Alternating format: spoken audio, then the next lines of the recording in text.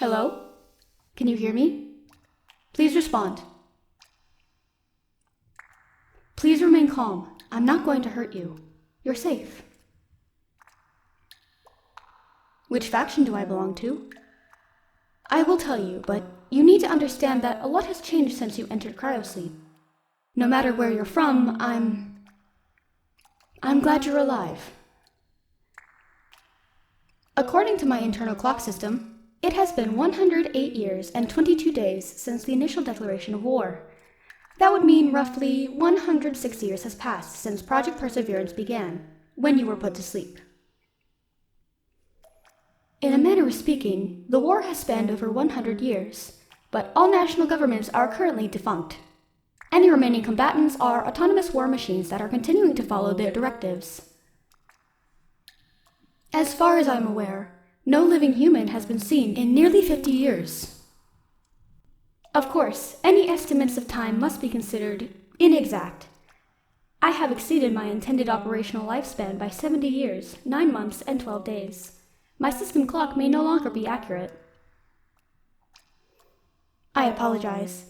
I am a tactical enforcer, and while I am capable of performing first aid and field surgery, I was not programmed to give psychological care.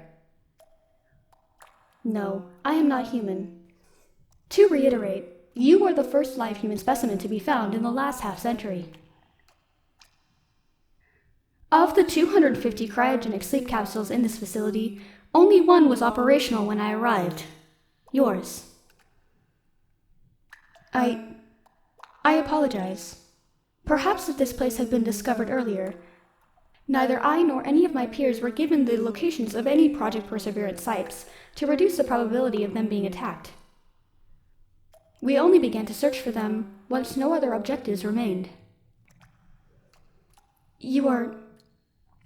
Please step out of the pod if you are able. Now that you are awake, you need to raise your core temperature. Allow me to assist you. Stay close to me. The residual heat from my power cell should help.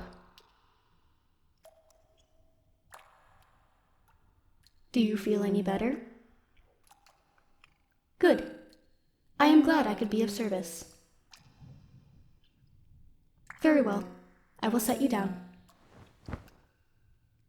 There. Can you walk? I assume some disorientation would be normal. Oh, no. I don't have a name as such. My designation is TE Model Delta, serial number Q11NN, manufactured and operated by the North Atlantic Syndicate. Formerly, that is. Quinn?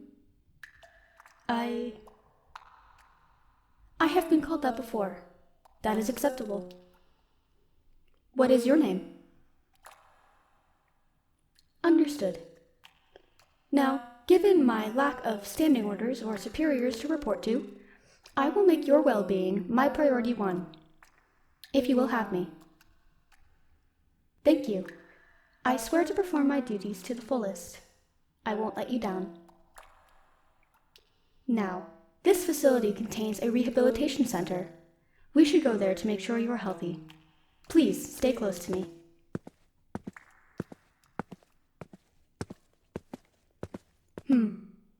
Most of the equipment here appears to be inoperable. I suppose I shouldn't be surprised, given the low power reserves. I can at least perform a surface-level scan of your vital signs myself. Please hold still. Good. Your vitals are within acceptable limits. Please let me know if you experience any discomfort, fatigue, or... You're hungry?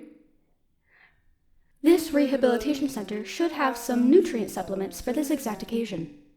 Hopefully they haven't expired. It's been a long time since I last needed to carry any food myself. I don't eat, no.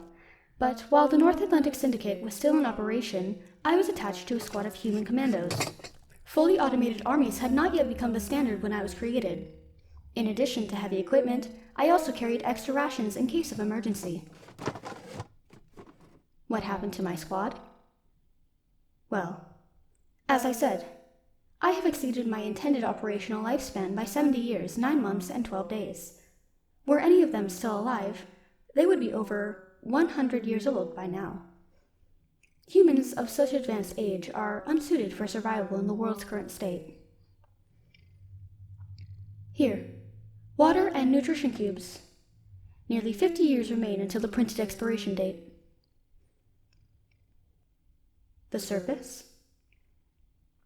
It has changed drastically since I was created, so I can only assume it will be nearly unrecognizable to you. Most population and industrial centers have been rendered uninhabitable by radiation, but many species of flora and fauna continue to thrive in other locations. As long as you avoid any significant danger, a human should be able to operate on the surface. In theory, at least. It may become a necessity eventually. The food and water in this facility will inevitably be exhausted, and you will need to forage on the surface. In fact, even as a machine myself, I'm not sure how to explain this phenomenon, but some non-combat robots have advanced beyond their original programming. Many of them have similarly to how humans once did. Many of them behave similarly to how humans once did, banding together to form collectives and even maintaining agriculture. I have encountered several robot settlements that use cultivated plant matter to fuel biomass reactors and recharge their power cells. It may be possible to procure food from them. Yes, some military robots have evolved as well, but others... Asset, please inform me if what I'm about to tell you becomes too distressing. You've been through a lot today already. Understood. By the time the final remaining world governments began to collapse, the war had escalated beyond anything I was programmed for. Even as resources dwindled, the production of war machines persisted. When it became clear that no one faction could achieve a decisive victory, new military robots were given a directive to terminate any and all humans on site, regardless of origin or allegiance. In addition to fighting each other, they began to hunt down pockets of humans who might have otherwise survived. Even now, some automated military foundries are still operational, and the robots they produce continue to fight each other as if nothing has changed in the last century. It may be difficult to discern which robots would be hostile to you simply for being a human. No, I am not hostile to you. Your well-being is my priority one. Was I unclear in this declaration?